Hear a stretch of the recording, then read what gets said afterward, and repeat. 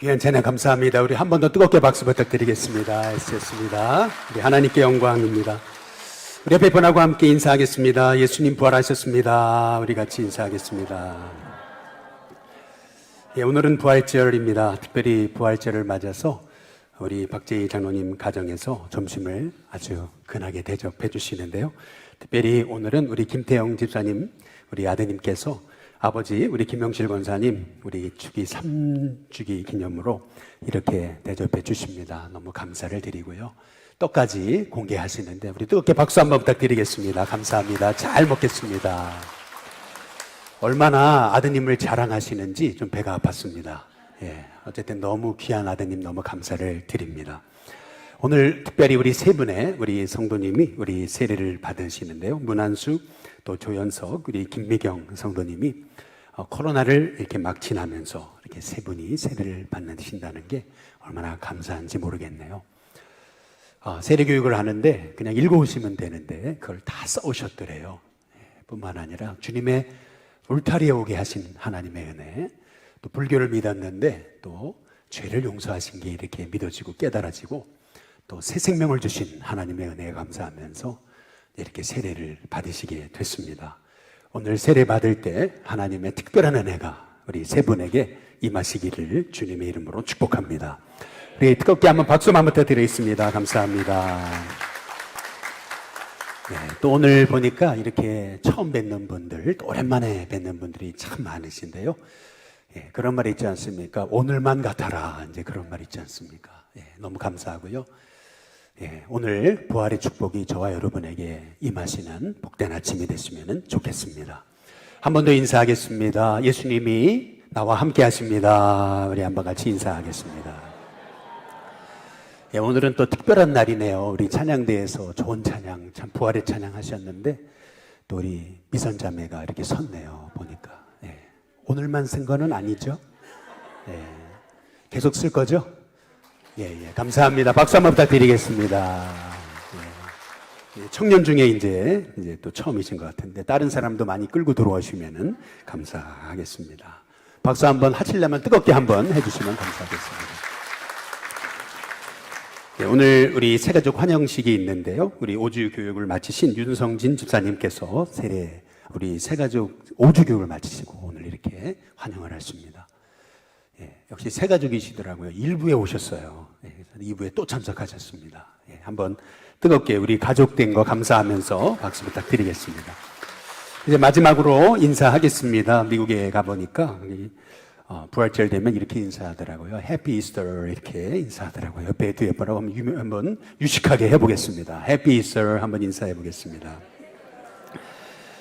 예, 잠깐 기도하겠습니다. 좋으신 하나님 너무나 감사를 드립니다.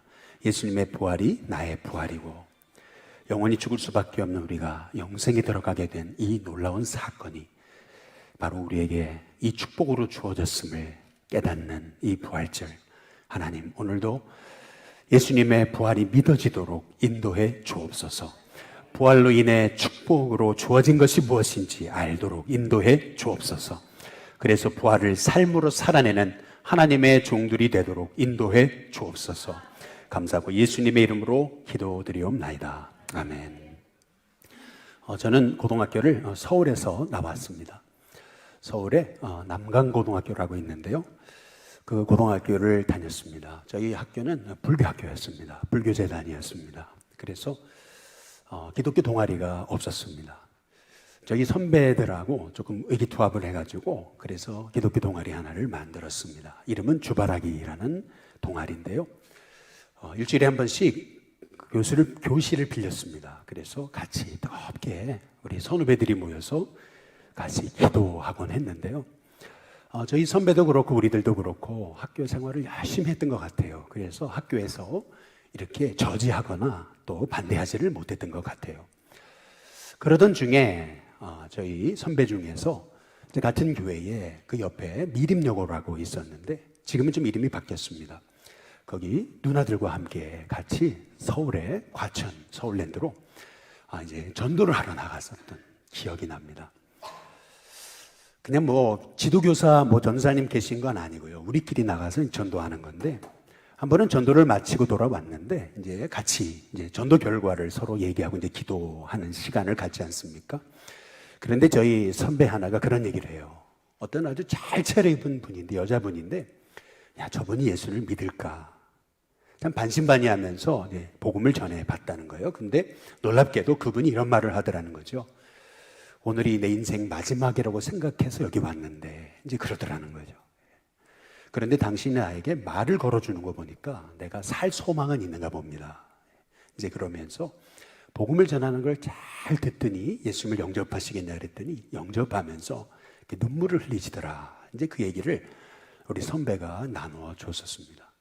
그 얘기를 듣고 저희가 참 놀라기도 했고 또 은혜도 받기도 하고 감동을 받았던 그런 기억이 나거든요.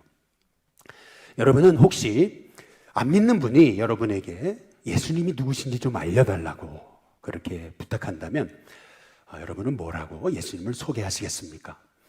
오늘 말씀이 베드로가 초신자 이 고넬료에게 예수님은 이런 분이시다 소개하는 장면이거든요. 그게 사도행전 10장 36절에 나와 있습니다. 뭐라고 소개하냐면 예수님을 만유의 주님이시다 이렇게 소개하고 있습니다. 이 만유라고 하는 말이 뭘까? 이렇게 사전을 좀 찾아보니까 이렇게 풀이를 해놨더라고요. 우주에 존재하는 모든 것, 그게 만유입니다. 다시 말해 베드로는 초신자 고넬료에게 예수님은 우주에 존재하는 이 모든 것의 주님이 되십니다. 이렇게 소개하고 있었던 거예요. 그게 만유의 주 대신 예수 그리스도라고 하는 의미죠. 그렇다면 베드로가 왜 예수님을 만유의 주라고 소개했을까요? 그리고 만유의 주라고 소개하는 도대체 근거가 어디에 있을까요? 그 근거가 사도행전 10장 38절에 나와요. 그 근거는 뭐냐면 먼저 그가 선한 일을 행하셨다는 거죠. 선한 일이라고 하는 이 말에 이 헬라어 단어는 유에르게테오라는 말인데 이 말의 진짜 뜻은 뭐냐면 은혜를 베푸셨다는 거예요. 우리는 보통 은혜 받았다 할 때 뭐라고 언제 은혜 받았다 그럽니까? 뭐 설교 듣다가 마음에 조금 울림이 있을 때 은혜 받았다 뭐 이렇게 이제 얘기하지 않습니까? 그런데 여기 유에르게테오 은혜를 베풀었다라고 하는 말의 의미는 단순히 그런 의미가 아닙니다. 여기 은혜를 베풀었다는 말은 예수님으로 인해 내 인생이 송두리째 바뀌었다. 그런 은혜를 베푸셨다라고 하는 의미라는 거죠. 뭐 대표적인 예를 하나 들어보자면은 수가성에 사마리아 여인이 있었는데 그는 대낮에 그것도 12시에 물을 기르러 우물가에 오거든요. 중동에서는 그 12시 아주 뜨거운 대낮에 물 기르러 가지 않습니다. 너무 햇볕이 뜨거우니까 그 시간엔 가는 것이 아닙니다. 그런데 이 수가성의 이 사마리아 여인은 그 12시에 사람 아무도 없을 때 물을 기르러 갔다라고 하는 의미는 뭐냐면 그토록 인생이 사람에게 치였다는 얘기죠. 벌써 남편을 5이나 바꿨는데도 기쁨이 없어요. 살아가는 보람이 없어요. 당신 왜 사냐? 그러면은 그냥 죽지 못해서 하는 거다. 인생에 왜 사는 이유를 알 수 없었던 여성이 이 사마리아의 이 수가성의 여인이었던 거죠. 아마 인생의 의미를 잃어버린 분들은 그 의미가 뭔지 아실 겁니다. 도대체 뭘 해도 기쁨이 없어요. 뭘 해도 만족이 없어요. 왜 사는지 모르겠어요. 그런데 예수님을 만났어요. 그러더니 인생이 바뀌었잖아요. 그 집안에 들어앉아가지고 집 밖을 한 번도 나가지 않는 두문물출하는 사람이 예수님 만나가지고 느닷없이 사람이 바뀌어가지고 밖으로 나가서 내가 예수님을 만나 인생의 기쁨을 찾았습니다 라고 만방에 사람들에게 기쁨을 알리는 것처럼 이 수가성의 이 사마리아 여인은 인생이 송두리째 바뀌는 그런 역사를 체험하게 된 거죠. 여러분 그게 은혜를 베풀었다라고 하는 유에르게테오라는 말입니다. 저와 여러분에게 이런 은혜 베푸시는 주님, 그 주님을 만나는 은혜가 있게 되시기를 주님의 이름으로 축복합니다. 뿐만 아니라 예수님은 이런 은혜 베푸는 일만 하신 게 아니죠.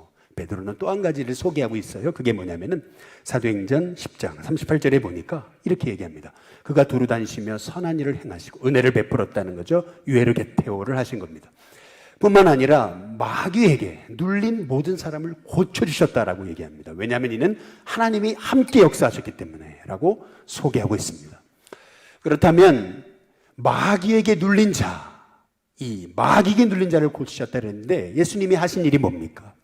뭐 대표적인 사건 또 하나만 얘기하자면은 이방 지역이에요. 가다라고 하는 지역에 예수님이 가셨거든요. 근데 뜻밖의 사람을 만나요. 우리도 인생을 살다 보면은 참 뜻밖의 사람을 만날 때가 있잖아요. 근데 그 사람은 어떤 사람이었냐면 군대 귀신 들린 자예요. 여기서 군대라고 하는 말은 헬라어로 레기온입니다. 레기온이라는 말은 로마 군대의 군단을 얘기하는 겁니다. 로마 군대는 군단이 병력의 구조가 한 6천 명으로 이루어져 있었습니다. 당시에 로마 군대가. 그러니까 이 사람은 로마 군대 군단 귀신이 들려버린 겁니다. 쉽게 말하면 수천 마리의 귀신이 그 사람에게 들어앉은 거죠. 그러니까 제정신일 리가 없죠, 사람이요. 그 사람이 사는 곳은 어디냐면은 무덤가입니다. 무덤에서 살고 사람들이 그 사람만 이렇게 옆에 지나갔다 하면은 막 사람들이 거기에 완전히 사람을 괴롭히고 막 그러니까 어떻게 해놨는지 모르겠어요. 근데 성경에 보니까 쇠사슬로 그 사람을 메었다 그랬어요. 근데 그것도 풀어헤쳤어요. 얼마나 괴력이 있는 사나이인지. 누구도 그 사람을 말릴 수가 없었습니다. 막 온몸에 실오락이 걸치지 않고 벌거벗은 채로 동네를 휘젓고 다니면서 사람들을 괴롭혔던 소위 동네의 골칫거리죠. 동네의 문제거리. 그런데 놀랍게도 예수님은 이 사람을 만나셔가지고 뭐 붙잡아 놓고서 뭐 감금시키고 막 때리고 막 그런 게 아니고 예수님은요, 놀랍게도 말씀 한마디로 이 사람에게 붙었던 군대 귀신을 떠나가게 하는 거예요. 그 말씀이 뭐냐면 더러운 귀신아 그 사람에게서 나와라. 뭐 소리치지도 않으셨을 것 같아요. 군대 귀신, 이 귀신아, 더러운 귀신아, 그 사람에게서 나와라. 한마디 하셨거든요. 근데 그 사람에게서 귀신이 떠나간 거예요. 마귀가 떠날 때는 그냥 떠나주지 않습니다. 꼭 핥히고 떠나죠. 결국 이 귀신들은 그 곁에 있던 돼지떼에게 들어가가지고 돼지가 비탈길로 내려와가지고 돼지가 몰살당합니다. 수천 마리의 돼지가 말이죠. 아니 이 사람이 언제 그랬냐는 둥 순한 양이 돼가지고 예수님 앞에 가지고 예수님만 바라보면서 나도 주님을 따르겠습니다. 이제 그러거든요. 근데 그때 예수님이 하셨던 말씀이 너의 가족에게로 돌아가라. 이렇게 얘기했습니다. 여러분 이게 구원입니다. 진정한 구원이란 내가 변화받고 새로워져서 내 가정이 회복되는 겁니다. 저는 우리 신교회 성도님들이 예수님을 믿어서 여러분의 가정이 회복되는 은혜가 있기를 주님의 이름으로 축복합니다. 가족들도 버렸어요. 또 본인 자신도 가족들에게서 뛰쳐나왔어요. 그런데 놀랍죠. 가정이 회복되기를 원하셨던 주님이 내가 주님 따르겠습니다 했더니 우리 주님은 아니에요. 네 가족에게 돌아가라. 여러분 이거의 구원입니다. 저와 여러분의 가족이 여러분 한 사람이 예수를 믿어 믿음이 회복됨을 통해 여러분의 가정에 묶인 것들이 풀려지는 은혜가 있기를 주님의 이름으로 축복합니다.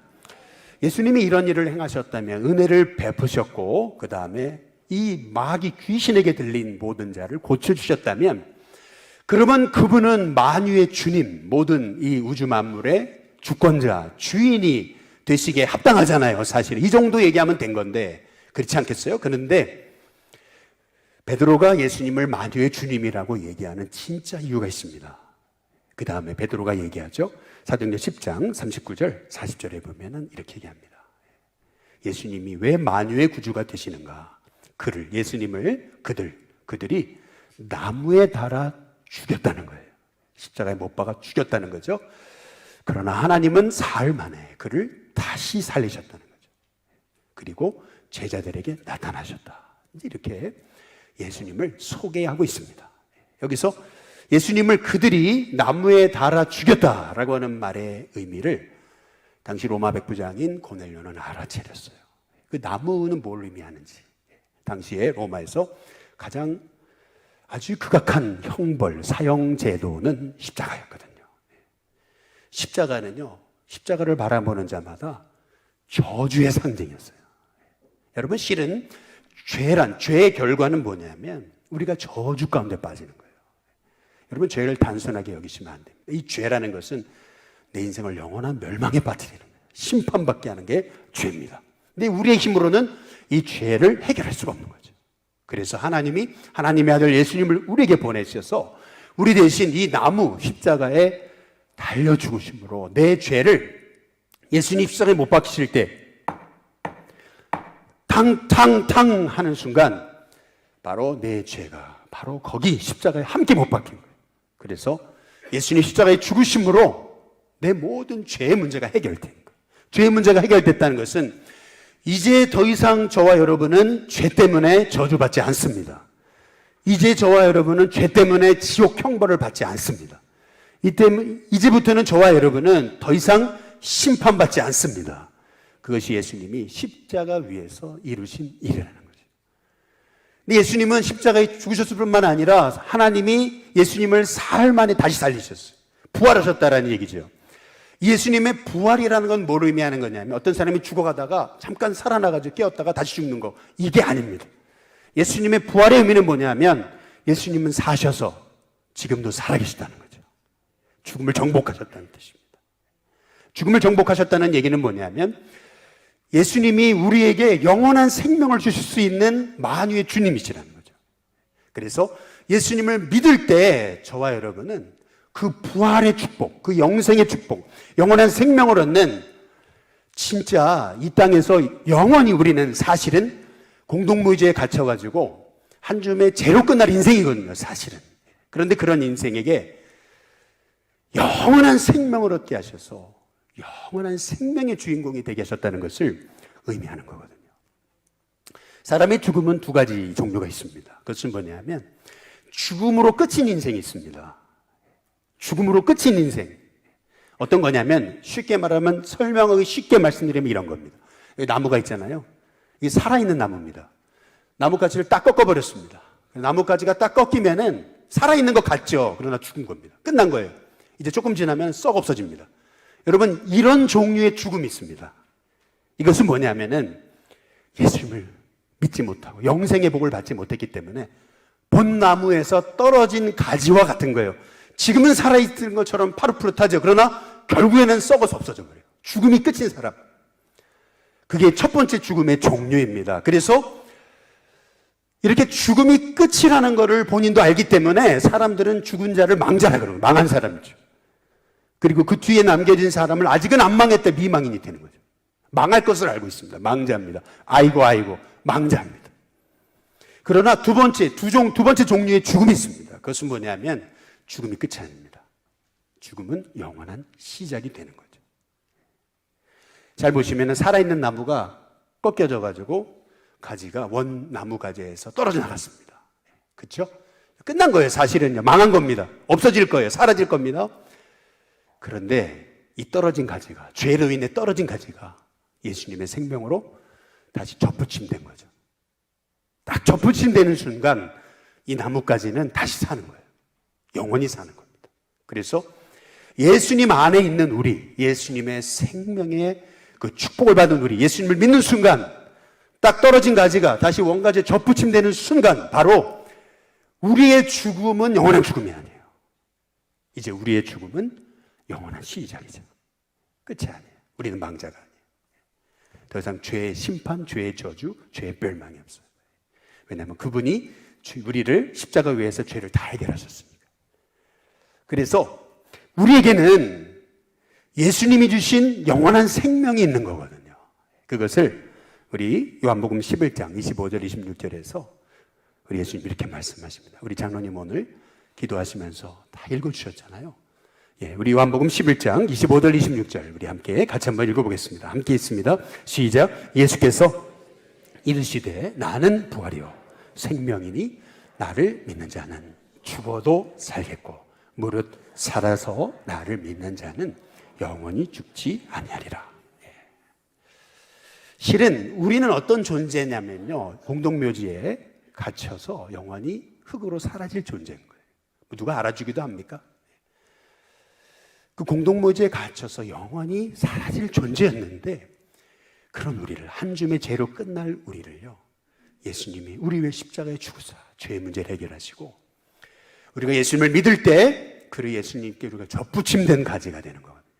그래서 그분의 생명이 우리에게 임해서 우리에게는 이제 영원한 생명이 임한, 그래서 우리는 죽음이 끝이 아니고 우리는 죽음이 영원한 시작이 되는 거죠.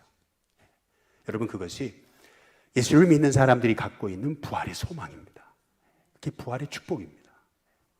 저는 우리 신교회 성도님들이 예수님의 부활이 예수님의 부활로 끝나는 것이 아니고, 예수님을 믿을 때 그분께 내가 접붙임돼서 공동묘지의 한 줌의 죄로 끝날 우리가 영원한 생명의 주인공이 됐음을 우리가 믿고, 우리가 얼마나 축복받은 사람인가, 내 안에 부활의 주님이 함께 하시는 한 나는 영원히 멸망당하지 않는다 라고 하는 사실을 믿으면서 정말 부활을, 예수님의 부활을 삶으로 살아내는 저와 여러분이 됐으면 좋겠습니다. 그런데 이 부활로 인한 증거, 축복, 이 예수님의 부활이 믿어질 때 나에게 나타나는 현상이 뭔가, 이 땅에서 누리게 되는 복이 뭔가, 여러분, 그거를 베드로가 이렇게 설명하고 있습니다. 우리 사도행전 10장 36절에 보면은 이렇게, 만유의 주 되신 예수 그리스도를 말미암아 그 예수님을 믿을 때 부활의 생명이 되게 하면서 내게 나타나는 현상, 이 땅에서 주시는 하나님의 복, 그것은 뭐냐면 내게 평화가 임하는 거예요. 평화, 평안. 이걸 영어로 피스라 그러잖아요. 근데 우리 성경에는 이거를 여러 가지로 번역해 놨어요. 화평, 평화, 평안, 평강. 여러 가지로 우리에게 번역해 놓고 있습니다. 어떤 말로 번역해 놓든 만유의 주 되신 예수님을 우리가 믿는 순간, 정말 부활의 주님이 날 구원하셨다는 것을 깨닫고 알게 되는 순간, 그 부활의 주님을 바라보는 순간 우리에게 세상이 줄 수 없는 그 평안이 임한다는 거죠. 아멘을 크게 하시네. 할렐루야. 예. 어떻게 권사님 얘기할 줄 아시고 이렇게 감사합니다. 예. 지난 목요일 날 우리 권사님이 좀 신방 요청을 하셔가지고 신방을 갔어요. 예. 장동학 장로님 돌아가시고 이제 코로나 기간이었잖아요. 그래서 한 번도 목사님 신방 안 해주셔서 오늘은 꼭 오셔야 됩니다. 그래서 갔어요. 갔더니 권사님 댁 딱 들어가니까 장동학 장로님 사진이, 아주 환하게 웃으신 사진이 거기 딱 있더라고요. 역시 백종인 권사님이세요. 예. 그런데 실은 우리 장동자님 돌아가셨을 때 모든 교인이 저를 포함해서 걱정했던 건 뭐냐면 저 권사님 어떻게 사시나, 이제 그거였거든요. 맨날 우시고 맨날 그냥 그렇게 사시면 어떡하나, 저분 어떻게 사시지 그랬는데 우리 권사님 신방하면서 그 얘기 하시더라고요. 자기도 그럴 줄 알았다는 거예요. 근데 놀랍게도 딱 장례가 끝났는데 하나님이 평강을 주시는데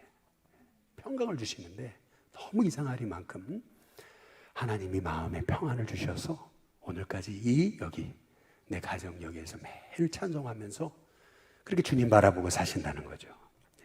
근데 그래 보이세요, 정말? 그렇지 않습니까? W.D. 코넬이라고 하는 분은 이런 얘기를 했습니다. 참 너무나 공감하는 말인 것 같아요. 이 땅 위에 험한 길 가는 동안 참된 평화가 어디 있나? 이 땅 위에 험한 길 가는 동안 여러분 이 인생에 참된 평안이 있습니까? 이 땅 위에 평안이 있습니까? 고넬료는 로마 백부장으로서 아마 로마의 팍스 로마나 로마에 의한 평화, 그거를 아주 자부심을 갖고 있었겠죠. 그러나 그 팍스 로마나 로마에 의한 평화도 결국에는요, 무력에 의한 평화죠. 무력이 사라지면은 결국 평화는 없어요. 이 땅 위에 이 험한 길 가는 동안 여러분 인생에 참된 평안이 있습니까? 조금 잘 되는 것 같으면 또 가정에 어려움이 오고, 또 뭐가 풀리는 것 같으면 또 생각지 못한 어려움이 오고, 그때마다 이 땅 위에 험한 길 가는 동안 여러분 정말 참된 평안이 있습니까? 그런데 놀랍죠. 그 평안이 어디서 올까요? 참 그 다음 고백이 참 놀라워요. 평화로다. 어디에서 와요? 하늘 위에서 내려오는 겁니다. 그 하늘 위에서 내려오는 평안이 내게 임할 때 그 사랑의 물결이 나를 덮어, 내 영혼을 덮어서 이 땅 위에 가는 길, 이 험한 길 가는 동안 참된 평안은 없지만, 그러나 우리 마음속에 그 평안이 위로부터 임해서 내 삶에 매일매일 주시는 하나님의 은혜 속에 살게 되는 거거든요. 여러분, 이 땅 위에 평안은 없습니다. 이 험한 길 가는 동안 진짜 평안은 없어요. 그러나 위에서부터 하나님이 우리에게 평안을 주실 때 저와 여러분에게 그 세상의 문제에도 불구하고 흔들림 없는 그 평안함으로 승리하는 저와 여러분이 되는 줄로 믿습니다. 그러면 그 평안은 어디서 얻을까요? 그 다음 고백이 놀랍죠. 우리 모두 다 예수를 친구 삼아, 예수님을 친구 삼을 때 참 평화를 누리겠네. 정말 예수님을 바라보고 그 부활의 주님을 의지하기 시작할 때 이 세상 험한 길 가는 동안 참된 평화 없지만, 그러나 위로부터 하나님이 우리에게 평안을 주셔서 정말 참 평안을 누리게 되는 거죠. 여러분, 이것이 부활을 믿는 저와 여러분에게 주시는 하나님의 축복입니다. 헬무트 틸리케라고 하는 유명한 독일의 목회자가 계십니다. 2차 세계대전 말기 히틀러에 의해서 독일이 완전 쑥대밭이 됐을 때 그 독일 땅을 다니면서 방공호, 그리고 강당, 또 학교, 교실, 그리고 교회를 다니면서 그 소망 잃어버린 그 독일의 백성들에게 참 부활의 소망을 전했던 참 유명하신 분이거든요. 한 번은 한 지하 벙커 있는 곳에서 말씀을 전하는데 그곳에 포탄이 들어왔어요. 그래가지고 그 포탄이 터지면서 그 안에서 50명이 죽었습니다. 50명의 사상자가 일어났어요. 난리가 났습니다. 막 얼굴에 그 먼지를 뒤집어 쓰고 서로를 알아볼 수가 없고, 또 돌아가신 분들 그 시체를 찾을 수 없을 정도로 그렇게 거기는 난장판이 됐습니다. 그런데 그 순간 한 여자분이 이 목사님의 얼굴을 이제 조금 씻고 그러면서 얼굴을 알아보게 된 순간 이분이 이 목사님께 이런 얘기를 했다는 거죠. 그대로 읽어드리면 이렇습니다. 목사님, 제 남편은 바로 여기 이 아래서 죽었습니다. 그이는 저 구멍 바로 아래에 있었습니다. 시신을 수습하던 대원들이 그 자취를 찾지 못했습니다. 단 하나 남은 건 그이가 썼던 이 모자뿐이랍니다. 그이와 제가 마지막 시간을 보낼 때 목사님의 강연을 들으러 교회에 갔었습니다. 이제 이 폭탄, 이 구멍 앞에 서서 목사님께 감사를 드리고 싶습니다. 목사님은 그 일을 영원한 곳으로 인도해 주셨습니다. 남편이 포탄에 맞아 형체도 없이 사라졌습니다. 남은 거는 모자 하나뿐입니다. 그렇다면 얼마나 인생의 절망이 찾아왔을까요? 그곳은 완전 아수라장이 됐습니다. 그러나 이 아내분은 오히려 목사님께 와서 내 남편에게 부활의 소망을 알려주시니 감사합니다. 그렇게 고백할 수 있는 거, 그것은 이것이 세상이 준 평안입니까? 아니죠. 위로부터 하나님이 주셔서 그 절망의 자리에서도 부활의 소망으로 하나님이 그에게 정말 세상이 줄 수 없는 참 평안을 주신 것이죠. 마찬가지로 우리의 삶에도 이 땅 위에 험한 길 가는 동안 참된 평안은 없습니다. 위로부터 하나님이 평안을 내려주셔야죠. 위로부터 하나님이 우리에게 평안을 내려주시는 비결, 그것은 부활하신 주님을 친구로 삼아 우리 예수님 의지하고 날마다 그 부활의 주님을 의지하며 살 때 참 평안을 누리겠네. 여러분, 이것이 구원받은 우리 예수님의 이름으로 영생의 복을 받은 우리가 이 땅에서 부활의 주님을 의지할 때 받게 되는 복이라는 거죠. 원래 우리는 공동묘지에 갇혀가지고요, 한 줌의 죄로 끝날 인생이에요. 모든 인생이 다 그런 운명입니다. 모든 사람이 죄를 범하였음에 하나님의 영광에 이르지 못하더니. 여러분, 그게 우리의 인생입니다.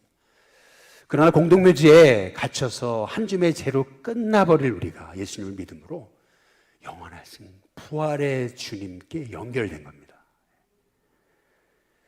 원가지에서 가지가 떨어져 나올 때 살아있는 것 같지만 결국에는 끝나는 것처럼, 그러나 이 떨어져 나간, 죄로 인해 떨어져 나간 가지가 원가지에 다시 붙었어요.